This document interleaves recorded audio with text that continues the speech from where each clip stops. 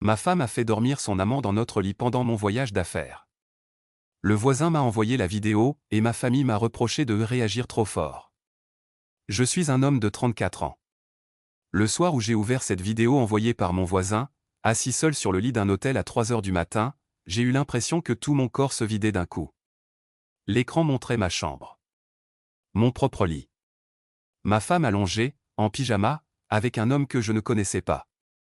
On voyait qu'ils dormaient côte à côte, comme si c'était la chose la plus normale du monde. Le pire, ce n'était même pas la vidéo en elle-même. C'était le fait que je reconnaissais chaque détail de cette pièce, chaque coussin, chaque rideau, comme un rappel que cette scène se passait dans ce qui était censé être notre espace à nous. Je m'appelle Nicolas.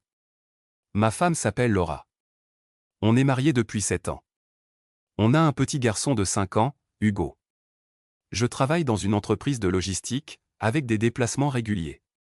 Rien de glamour. Juste des voyages pour aller voir des entrepôts, des clients, des équipes. J'ai toujours essayé de faire ça proprement, de rentrer le plus vite possible, de ne pas faire de vieux os dans les hôtels. Je me suis toujours dit que la pire chose que je pourrais faire à ma femme, ce serait de la tromper pendant un voyage. Je voulais qu'elle puisse dormir tranquille quand j'étais loin. Depuis quelques années, j'avais remarqué que Laura supportait mal mes déplacements. Au début de notre mariage, elle m'encourageait, elle me disait que c'était bien pour ma carrière. Avec le temps, elle a commencé à me reprocher mes absences. Elle disait qu'elle avait l'impression d'être mère célibataire quand je partais, que tout reposait sur elle, que je choisissais mon travail avant ma famille. Elle me disait aussi qu'elle se sentait seule, que j'étais fatigué quand je rentrais, que je n'avais plus d'énergie pour elle. Je prenais ses reproches au sérieux. Je culpabilisais. J'essayais de compenser en passant plus de temps avec elle quand j'étais là, en organisant des sorties, en lui offrant des petites choses, en essayant de la rassurer. Je pensais que c'était normal qu'un couple traverse ce genre de tension. Je n'imaginais pas ce qui se passait pendant que je faisais des allers-retours avec ma valise à roulettes. Notre voisin de palier, c'est Marc. Un homme d'une 50aine d'années, divorcé, assez discret. On se connaissait depuis 5 ans. On s'aidait pour quelques bricoles, on gardait parfois des colis l'un pour l'autre. Rien de plus. Mais je savais qu'il travaillait souvent de nuit, ou en horaire décalé. C'est lui qui m'avait conseillé d'installer une petite caméra discrète à l'entrée de notre appartement, principalement pour des raisons de sécurité. Il m'avait parlé de livraisons qui disparaissaient dans l'immeuble, de gens qui traînaient parfois. J'avais fini par en installer une qui donnait sur le couloir intérieur, pas dans les pièces, juste pour voir qui entrait et sortait.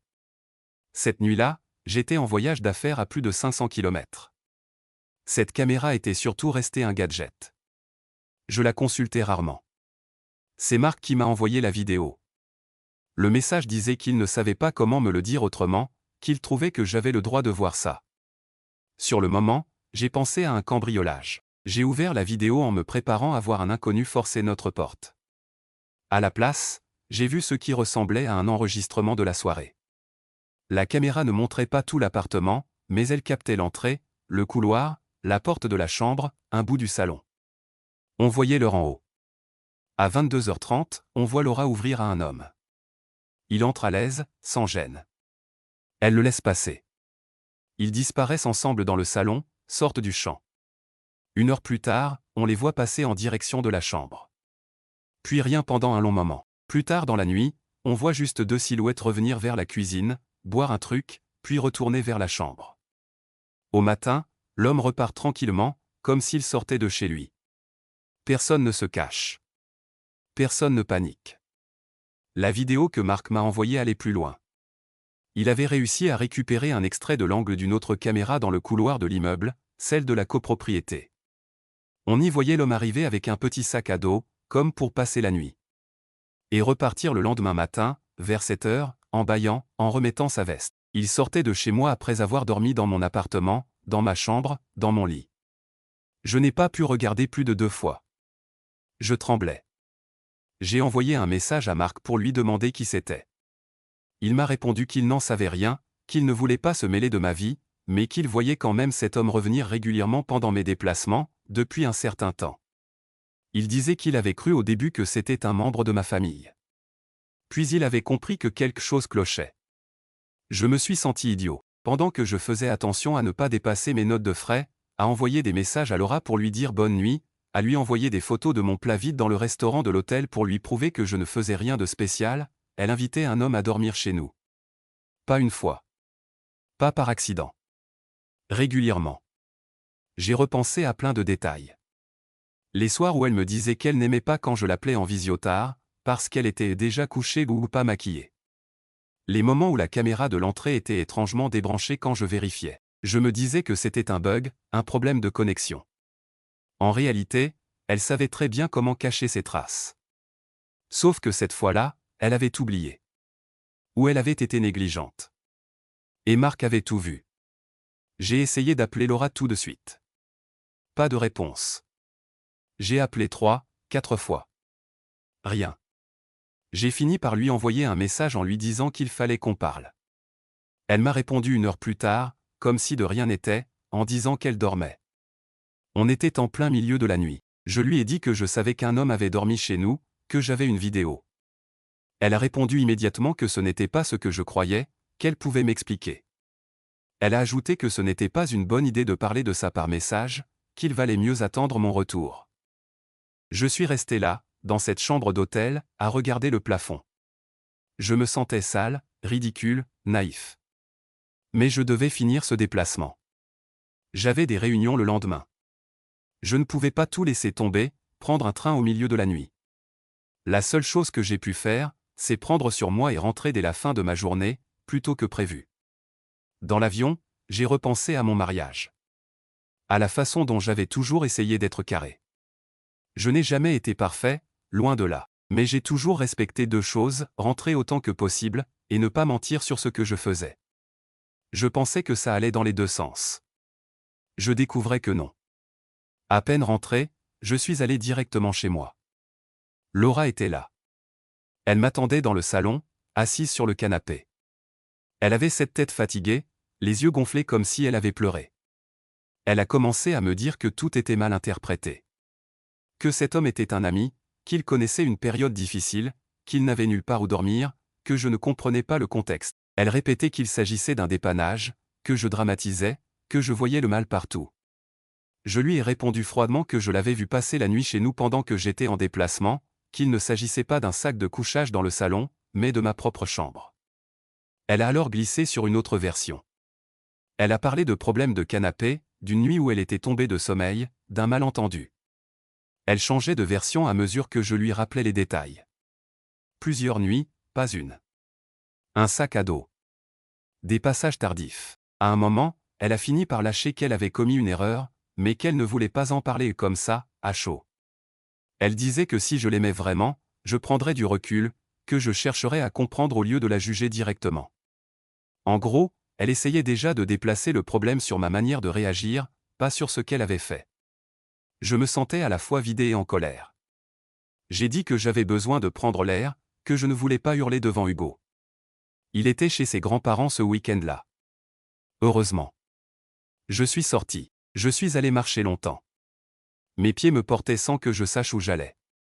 J'avais la vidéo dans la poche, et la sensation que ma vie venait de dérailler. Ce soir-là, j'ai appelé ma mère. Je pensais qu'elle serait choquée, qu'elle prendrait immédiatement ma défense.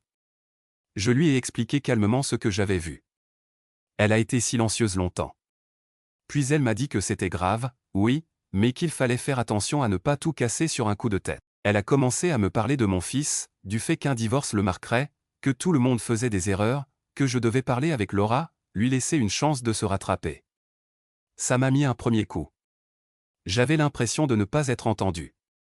Je venais de découvrir qu'un homme dormait dans mon lit pendant mes voyages, et on me parlait déjà de ne pas réagir trop vite. Comme si le problème, c'était ma future réaction, pas la situation. Les jours suivants, Laura a essayé de reprendre le contrôle du récit. Elle a parlé à sa mère, à sa sœur, à quelques proches. Elle a présenté les choses comme une situation complexe, en disant que j'étais souvent absent, que je la laissais seule, qu'elle avait craqué, qu'elle regrettait, qu'elle avait peur que je devienne fou de jalousie. Elle se décrivait déjà comme une femme coupable, mais fragile, face à un mari potentiellement trop dur. Très vite, j'ai senti que la façon dont les gens me regardaient changeait.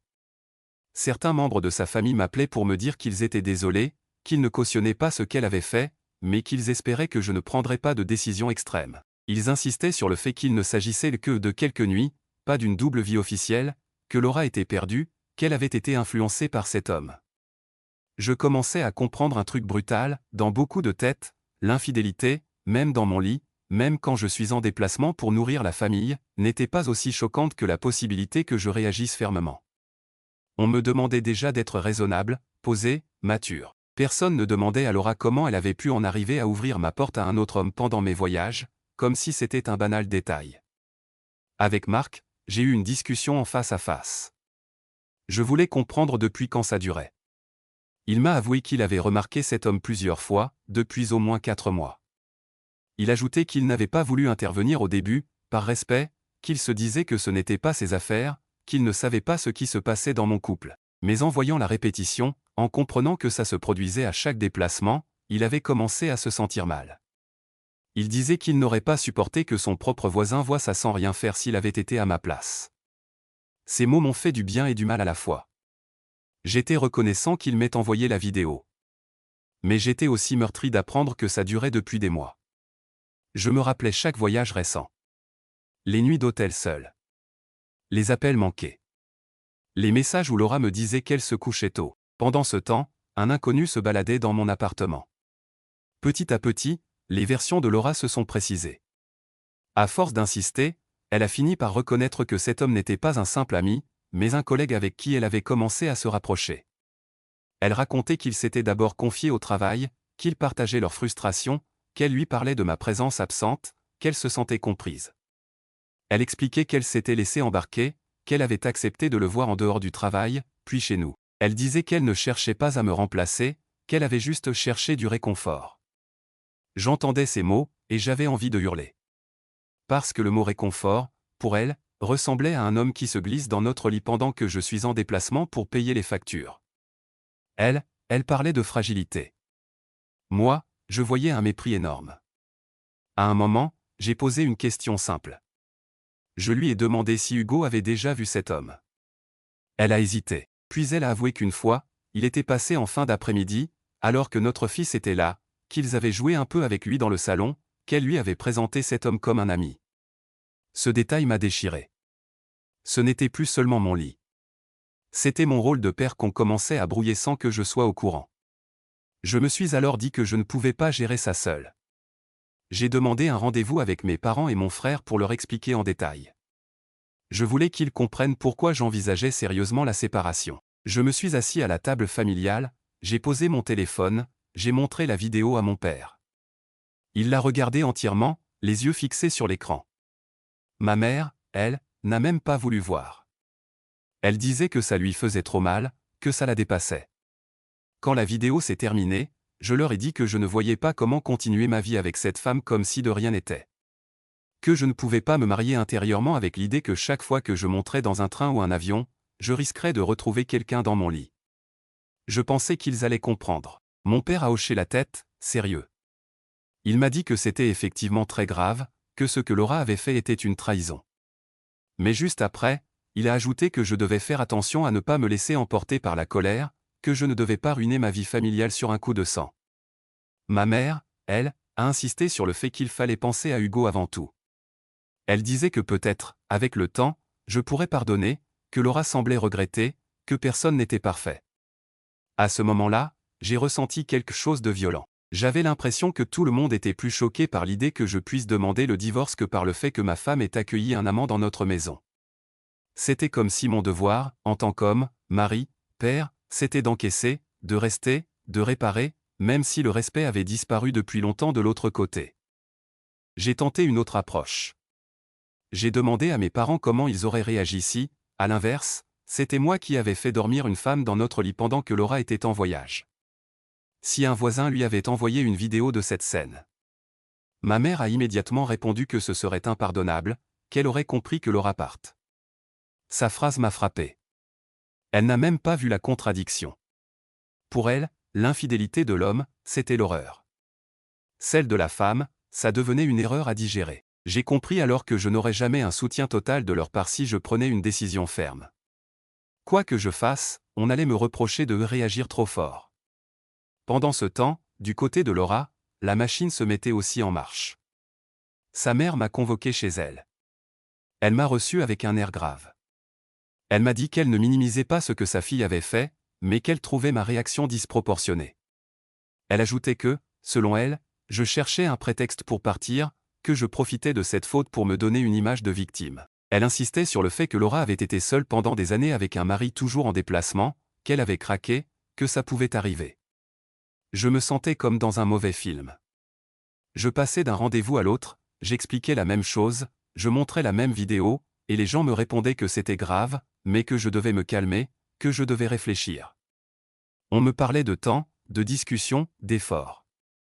Personne ne me disait que j'avais raison d'être écœuré au point de ne plus vouloir partager le même toit. Un soir, on a organisé une sorte de réunion improvisée avec mes parents, ceux de Laura, sa sœur, mon frère. L'idée, c'était soi-disant de mettre tout à plat pour voir comment avancer. En réalité, j'ai senti très vite que l'objectif principal, c'était de me faire redescendre. De me convaincre que la bonne chose à faire, c'était de pardonner. On s'est retrouvés assis dans le salon des parents de Laura. Elle était là, les yeux rouges, jouant le rôle de la femme détruite par sa propre bêtise. Sa mère insistait sur le fait qu'elle regrettait profondément, que ce n'était pas une relation parallèle mais une dérive, que cet homme ne comptait pas vraiment. Son père gardait le silence, mais je sentais son malaise. Il n'osait pas me regarder trop longtemps. Quand j'ai exprimé clairement que je ne pouvais pas, que je ne voyais pas comment rester après ça, il y a eu comme une bascule. Ce n'était plus Laura le problème. C'était moi. J'ai entendu des phrases qui m'ont dégoûté. On me disait que j'avais un caractère trop radical, que je ne savais pas pardonner, que j'étais en train de détruire ma famille pour un ego blessé. Sa sœur a même lâché que beaucoup de couples vivaient des choses pires, qu'ils restaient ensemble, qu'ils ne racontaient rien, qu'ils savaient que la vraie maturité, c'était de surmonter.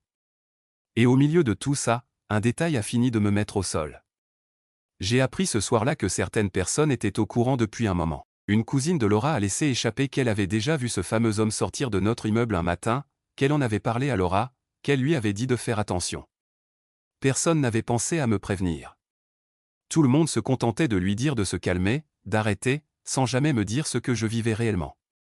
Je me suis senti trahi par ma femme, par son amant, par ma belle famille, mais aussi, d'une certaine manière, par une partie de ma propre famille. Pas pour avoir commis l'acte. Pour avoir déplacé le problème sur ma réaction dès que j'ai voulu poser une limite. Je suis rentré chez moi ce soir-là avec une décision presque prise. Mais je savais aussi que ce choix allait me coûter cher, pas seulement matériellement. J'allais devoir affronter non seulement une rupture, mais aussi le regard de tous ceux qui pensaient que je détruisais ma famille pour une histoire sur laquelle j'aurais dû passer. Et à ce moment-là, je ne savais pas encore que l'histoire allait encore se dégrader. Que l'amant de ma femme n'allait pas simplement disparaître. Qu'il allait, lui aussi, prendre la parole, donner sa version, et que, encore une fois, une partie de ma famille me reprocherait de ne pas être assez compréhensif. Après cette réunion de famille, je suis rentré chez moi avec une impression d'irréalité. J'avais la sensation d'être le seul à habiter dans la même histoire que les faits. Pour moi, c'était simple, ma femme avait fait entrer un autre homme dans mon intimité, à répétition, pendant mes voyages d'affaires.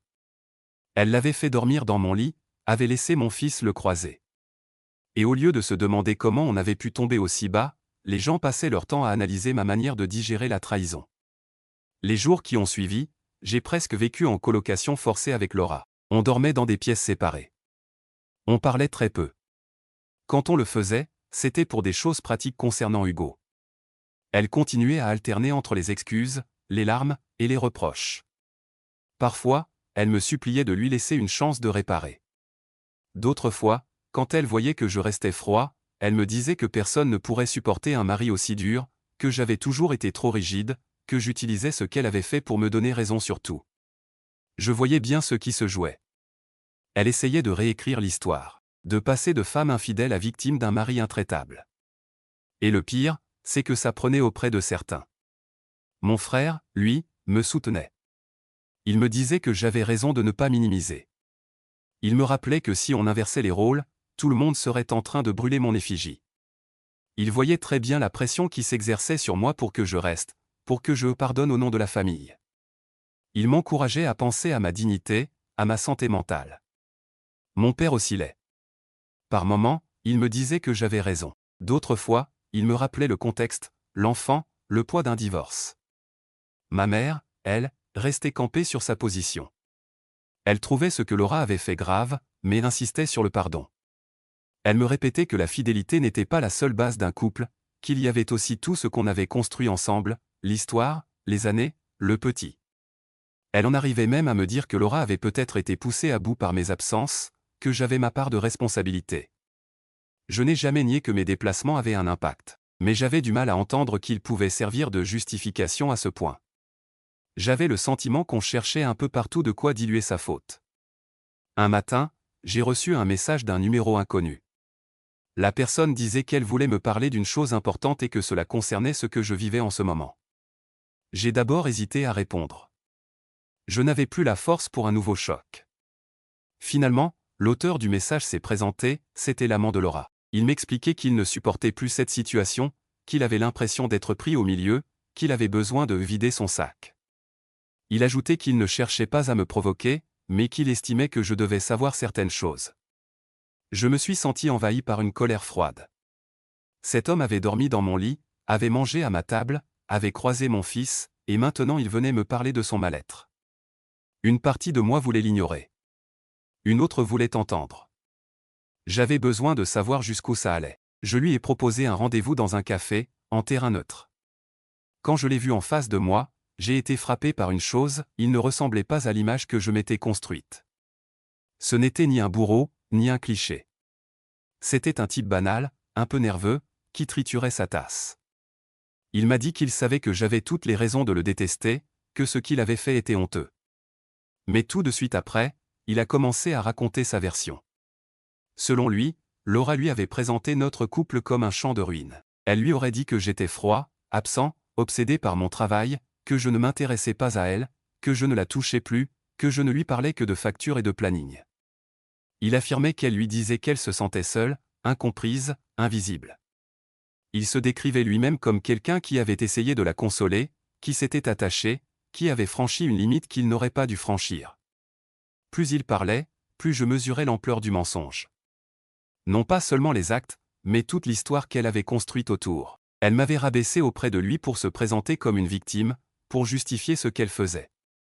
Elle avait utilisé mes absences, mes défauts, mes maladresses, en grossissant tout, en arrangeant le récit, jusqu'à réussir à se sentir légitime dans sa trahison.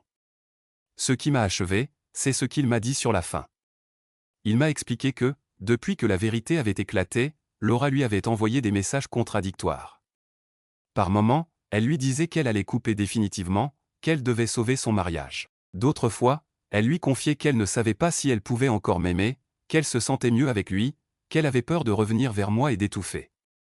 Il ajoutait qu'il en avait marre d'être son plan émotionnel B. Il disait qu'il ne supportait plus de la voir hésiter, de jongler entre nous. Ces mots m'ont frappé en plein visage. Pendant que je luttais pour respirer, pour encaisser la trahison, pour prendre une décision difficile, Laura continuait de naviguer entre nous deux, comme si elle se cherchait encore. Elle pleurait devant moi, en me disant qu'elle ne voulait pas me perdre, mais, en parallèle, elle envoyait des messages à cet homme pour lui dire qu'elle ne pouvait pas se résoudre à le rayer de sa vie. À la fin de la rencontre, l'amant m'a dit qu'il allait disparaître, qu'il allait changer de service au travail, qu'il ne voulait plus la voir, qu'il était épuisé. Je n'ai pas répondu. Je l'ai laissé parler. Je me suis juste dit que, même dans sa bouche, j'étais réduit à un personnage secondaire dans une histoire où Laura était le centre. Quand je suis rentré, j'ai confronté Laura. Je ne lui ai pas dit tout de suite que j'avais vu l'amant. Je lui ai simplement demandé si elle avait continué à lui parler après le dîner de fiançailles, après la vidéo, après nos discussions. Elle a commencé par dire non. Puis, face à mon insistance, elle a admis qu'elle lui avait envoyé quelques messages pour mettre les choses au clair, pour s'excuser de l'avoir mis au milieu, pour tourner la page. Elle minimisait encore. Je lui ai alors dit que je savais ce qu'elle avait réellement envoyé, que je connaissais ses doutes, ses phrases sur le fait qu'elle se sentait plus elle-même avec lui, qu'elle ne savait plus si elle m'aimait comme avant. Là, elle s'est effondrée. Elle a admis qu'elle était perdue, qu'elle ne maîtrisait plus rien, qu'elle avait peur d'être seule. Mais encore une fois, au lieu de se concentrer sur ce qu'elle m'avait fait, elle me demandait de l'aider à se retrouver, comme si c'était mon rôle de la sauver de ses propres choix. À ce moment précis, quelque chose s'est cassé définitivement en moi. J'ai compris que, même si je décidais de rester, je ne serais jamais vraiment son choix plein et entier. Je serais le mari stable, le père de son enfant, l'option raisonnable. Mais il y aurait toujours, quelque part, cette nostalgie de l'autre, cette version d'elle-même qu'elle pensait retrouver avec lui. J'ai pris ma décision ce jour-là. J'ai dit calmement que je voulais divorcer. Pas dans 3 mois. Pas après une pause. Maintenant, je lui ai expliqué que je ne pouvais pas me reconstruire dans un couple où la confiance avait été détruite de cette façon, avec autant de mensonges, autant de personnes au courant, autant de récits parallèles. Elle a réagi violemment. Elle m'a accusé d'abandonner la famille, de fuir au lieu de se battre, de la laisser seule avec la honte.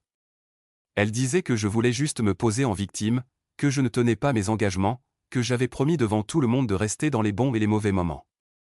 Elle me renvoyait mon propre sens du devoir en pleine figure. Quand j'ai annoncé la nouvelle à ma famille, j'ai vu des réactions très différentes.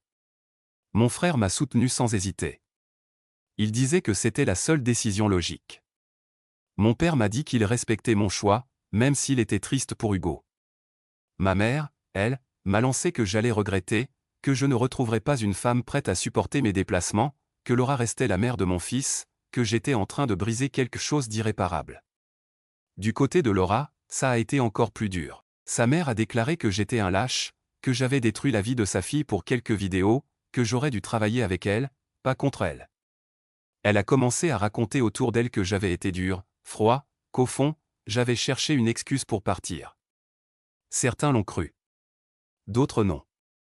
La procédure de divorce a été à l'image de tout ça, tendue, lourde, pleine de sous-entendus.